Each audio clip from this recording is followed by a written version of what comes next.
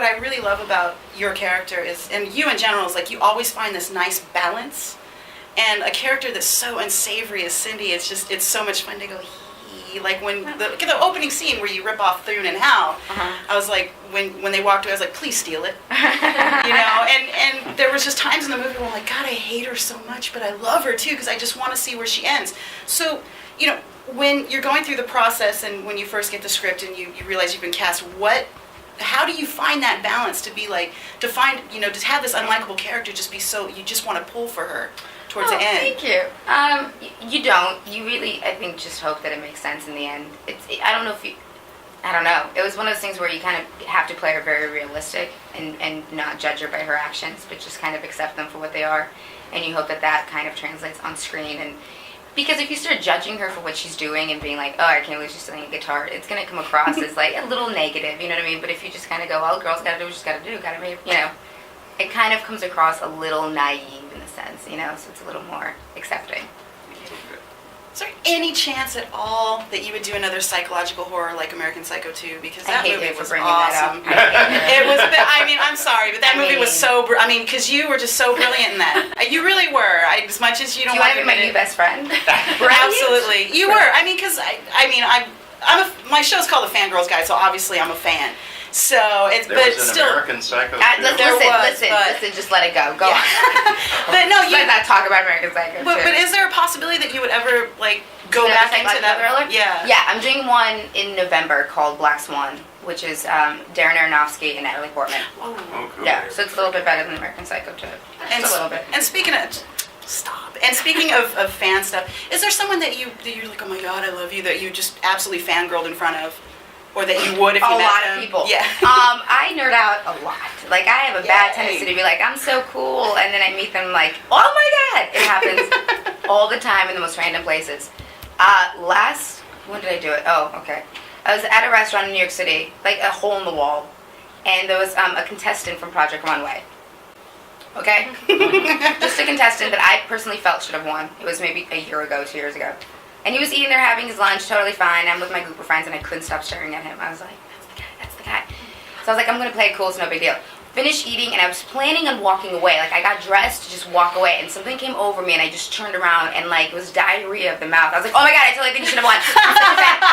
And he was just so, was like, whoa, this girl's crazy. Completely nerded out on him like there was no tomorrow. I mean, it's not very, not necessarily a director and actor, but on him, absolutely. Was it Daniel?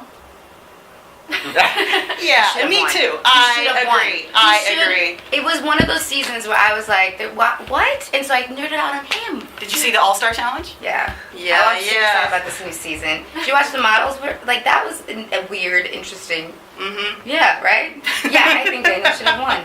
In New York City, I nerded out of Daniel. Now that I can safely call you a nerd vixen, that's... I like it. Yeah, love it. I made it up over myself. What, if anything, did you, because if I would have worked on that 70s show, which I watched that show from the very beginning, because I grew up in the 70s, so I was like, oh my God, I got to watch a show. What, if anything, did you steal or say, hey, can I have this when the show was over? What I stole was the little chair in the basement. There's a chair that had a pillow on top of it. It was like a rainbow pillow and it was circular. Oh, yeah. It's in my house. I stole that. I stole, we all took something. Everybody has something. I'll tell you that's about it. The rest I won't say, but I stole the little orange chair.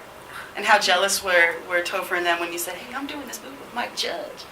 You know, everybody's very supportive of everybody else. Not at all has it ever been competitive or whatsoever. And so, if anything, you get phone calls of like, is this true? Congratulations, this is amazing. I mean, we all grew up together. We all started, from very bottoms up and, moving our way, in one direction or another. And so, no, it's very supportive.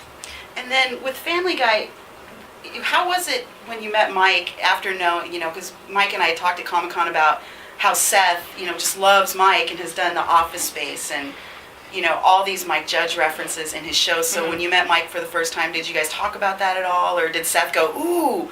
No, we didn't really talk about it. Mike and I talked about, I think I berated him with questions on cartoons that he was a part of and like animated shows and Office Space. Like I nerded out on Mike, but I really nerded out on Mike. I would have too. I did. Oh, I did. Oh, I did. It was one of those. It maybe took like 2 weeks into production until I was like, okay, listen, we got to talk. And then I spewed out all my questions. But no, we never really talked about McFarlane. But I know Mike's a fan of Family know McFarlane's a huge fan of Judge. Do you console game as well as PC game, or is Yeah. it just PC? I do. What are you, 360? Maybe. I do. Yeah. All of it. All What's of your it. favorite? What's your favorite 360 game, or what's your favorite game all around outside of WoW? I'll tell you. So Call of Duty, if you finish it in first person, do you know about this? Yes, yes. With the zombie and the Nazi zombies? Mm-hmm. That to me is really fun. Have you anybody played this? You finish Call of Duty first person, okay? You unlock this little game, and your whole purpose is just to kill these Nazi zombies. And you have to board up the windows, and I'm not necessarily good at it. It's just fun. Like, should try Wolfenstein when it comes out. I heard. Yeah. The thing is, I used to play a lot more. I used to play a lot more, and it's kind of toned down a little bit. But, it's not become normal. Right. Versus being like, It's like, I gotta play 18 hours a day. Have you ever done that playing WoW? Have you ever been like, Absolutely. I love you, but I have a 16-hour horde coming, so I can't. Oh, it got bad. I quit. I stopped playing World of Warcraft a year ago. I've heard that a lot because you were just like, I'm so addicted. It would be I feel like I'm like talking about drugs. You have to. You join a guild, right? And in Right. this guild, you would sign up for raids. And depending on how serious your guild is, once you sign up for a raid and you don't show up, your guild, rips you a new one. Where the hell? Yeah, and if you don't make enough cloth for them, whatever it became an issue of like, where are all our potions, and you're supposed to make this for the raid and make all this for the raid, and I was like, I'm sorry, I'm in Canada working, and they're like, what are you doing? I'm like, I'm a teacher. Like, it was like, it never made sense to anybody as to why my times kept changing. And so it became too hard. Like, I would be sitting here going, you guys, we have to finish this soon, I have a raid at 1 o'clock. Like, that's not very professional,